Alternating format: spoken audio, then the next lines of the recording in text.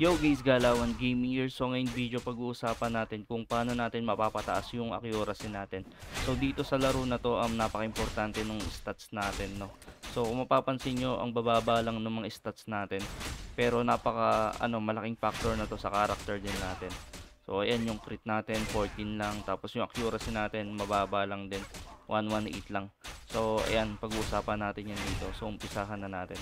Sa item natin guys, so syempre ito yung pinakauna, yung weapon natin pati yung secondary weapon. So pag kulay blue na yung weapon nyo pati yung secondary weapon nyo, ang plus 20 accuracy na yan. So meron ako ditong accuracy na 145, so tumataas pa yan ng 150 pag naka-puds ako. So sa ngayon wala tayong puds, hindi tayo gumamit, so 145 lang siya. Tapos sunod nyan yung mga earrings natin, yung mga accessories natin. Ito yung mga ring, ito yung earrings, so mataas din yung accuracy na bigay niyan. Siguro susunod ng kulay blue na gagawin ko, ito na siguro, kasi siya lang natitira o kaya ito. So ayan, mga may bigay na accuracy. Ito wala, depth lang to yung bigay na ito. Tingnan natin pagka may makakrap dito. So sa armor, alam ko meron dito yung bottoms, upkeep. Ito may accuracy plus 1 pala siya. So okay din siya. Tapos basta yung mga yung mga kulay white ko dito, ayun yung uunahin ko na ikrap ng kulay blue. Tapos syempre, ito may accuracy rin to na bigay. So pagka plus 4 yan, 8 yung accuracy na bigay nito. So plus 3 lang yung meron ako, kaya plus 6 lang siya. Tapos syempre PB accuracy, ayan. So ayun lang yung mga bigay na accuracy dito.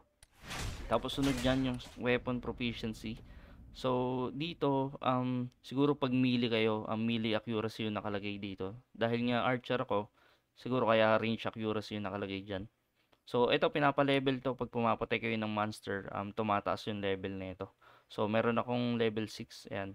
May accuracy ako na isa lang dito, pero pag tumaas pa yan, syempre, ayan, range accuracy plus 2, plus 12. Pero ang tagal naman yan mapa-level.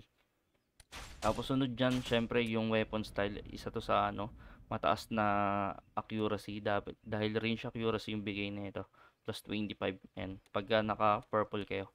Pero ako weapon ko blue lang, so ito lang yung libre, 13 lang yung range accuracy ko. So pag swerte kayo, ayan, may range accuracy kayo na 30. Tapos may mga ganyan pang stats. So yan lang meron tayo. Tapos syempre meron din dito basic damage, tsaka ayan, may mga melee accuracy, range accuracy dito. So magic accuracy kompleto pala dito. Same din sa may mount. So dito sa mount parang wala gaano ditong stats na na accuracy. Dito ata puro crit, crit damage plus 15, damage plus 15, ayan, puro ganyan. Pero yung accuracy niya nandito. Ayan, PBE accuracy, PBE accuracy. Wala nga lang yung normal na accuracy. Ayan. Crit plus 1, accuracy plus 1. Nandito siya sa color blue, sa rare. So, ayan. Tapos, sunod yan yung infuse. So, dito may mga accuracy dito. Dito wala. Ito ang meron. And accuracy plus 2. Tapos, syempre ako dito, kinuha ko yung crit kasi nga yung character ko, binibuild ko siya pang crit build talaga.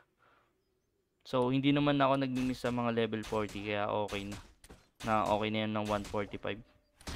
Tapos, syempre, yung crit natin. Ayan. Depende sa inyo kung melee kayo, syempre ito, melee accuracy yung kukunin nyo. So, dahil nga range ako, range accuracy yung kinukuha ko. So, ayan. Syempre, isunod natin dyan yung collection. So, ipipilter nyo lang to ng accuracy. Pero ako sinasama ko tong crit eh. Pero dahil nga accuracy lang yung pinag-uusapan natin, ito lang. So, ayan, marami-raming accuracy na ibibigay to. Pero sobrang tagal pa niyan kasi paparmin nyo pa yan, or pag may diamond kayo, bibilihin nyo yan. So, magkano ba isa na ito? 50. Ang mahal, oh. Rabbit meat.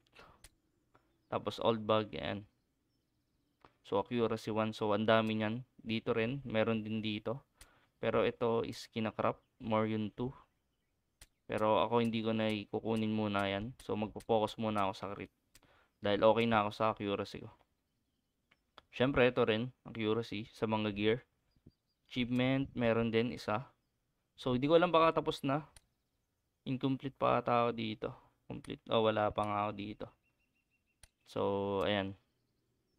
Yan lang siya. So, mabilis lang naman, madali lang naman pataas yung accuracy din natin. Nasa item lang din natin. So, syempre, pinakamalaking bigay dyan is yung mga main item natin, yung mga main weapon, tsaka yung mga earrings natin.